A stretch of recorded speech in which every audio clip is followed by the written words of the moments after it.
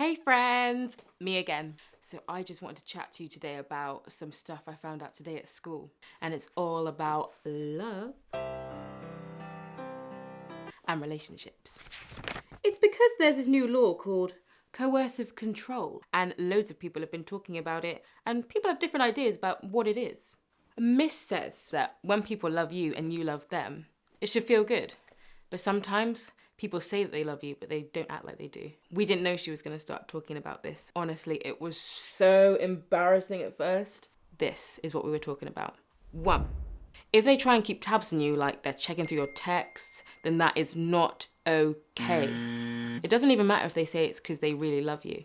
You don't have to put up with it. Privacy and trust are really important. And that sort of thing doesn't mean that they love you. I mean, I had this mate, Claudia, and she had this guy who was always texting, WhatsApping, Snapchatting, and it did her head in. It started to make her feel really weird. She was having to tell him when she did anything, and then he started mugging her off. 2.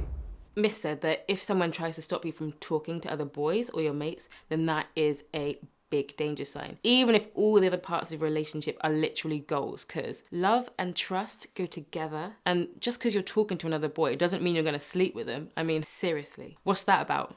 3. Sometimes if they ghost you for no reason, so suddenly they are nowhere to be found. No texts, no emails, no chats, nothing. And then they get back in touch. Or if they get really angry with you for the smallest thing and you're not sure why, it's because they want you to feel unsure about yourself, and then that makes you feel confused. 4. She said that it can be really hard when you're in love though, because you see things differently, especially if they act amazing sometimes and make you feel all... That was awkward. But it gets hard because you can have a really strong feeling for someone that you don't get with anyone else. But at the same time, if you're always feeling scared because of what they do and you're walking on eggshells, that's not a healthy relationship. 5. If someone does one or more of these things a lot and it becomes normal and you feel scared, then that can be coercive control. And that is literally a form of domestic abuse.